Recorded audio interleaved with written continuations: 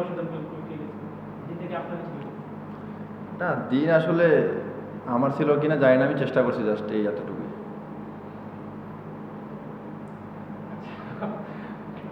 ওই যে রান আউটটা, অঙ্কনের রান আউটটা, আপনি অনেক দূর থেকে রান করলেন, এক হাতেই পিক আপ করলেন এবং ওয়ান বাউন্স থ্রো, ওইটা একটু এলাবোরেট করলেন আসলে কিভাবে হলো?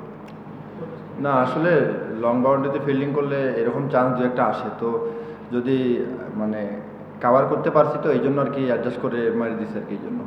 এই ধরনের ফিল্ডিং আসলে একটু কঠিন, যেহেতু মানে সাইডে যেতে হয়, এক হাতে নিতে হয়, এই ধরনের আপনারা আসলে কি ধরনের প্র্যাকটিসটা করেন?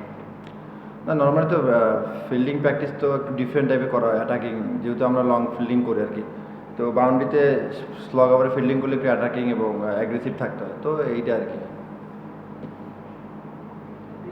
সেকেন্ড ইনিংসে ব্যাটিংটা একটু ট্রিকি ছিল কিনা, যে মানে একটু আগে খুলনা ব্যাটিং করছিল, বলছিলেন যে ব্যাটিং বল একটু লেট আসতেছিল, আপনার কি মনে হচ্ছিল যখন বল করেছিলেন? রাতে একটু মানে নর্মালি পেস বোলিংয়ে একটু থামতেছিল আর কি, যে কাটার এবং ব্যাক হ্যান্ড থামতেছিল, তো সেই হিসাবে নাইম ভাই খুব ভালো মানে ব্যাটিং করতেছিল, যে ওয়েট করতেছিল আর কি বল বাজে বলার জন্য। তো আমার মনে হয় রাতে সেকেন্ড ইনিংসে একটু ডিফারেন্স ছিল, বাট খুলনার ব্যাটিংয়ে অনেক ভালো মানে ইয়া করছে আর কি, হ্যান্ডেল করছে আর কি ব্যাট। চট্টগ্রামে গত বছর আপনি শ্রীলঙ্কার সাথে একটা এরকম 18 বলে 48 করেছিলেন, আজকেও 19 বলে 29, মানে চট্টগ্রামের মাঠটাকে একটু মানে বেশি ফেভারিট মনে হচ্ছে, ফেভারিট মনে হচ্ছে?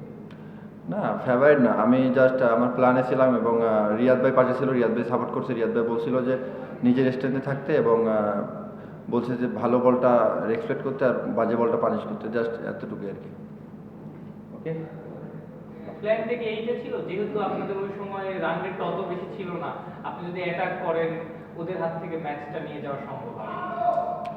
না আসলে কোনো কিছু প্ল্যান করে তো যাই নাই, জাস্ট নর্মাল রিয়াদ ভাই জাস্ট হাতে ছিল, তো রিয়াদ ভাই জাস্ট বলতেছিল যে কখন কি করতে হবে, তো এখানে প্ল্যানের কিছু নেই, আগে থেকেই কী হবে না হবে। ধন্যবাদ। Thank you.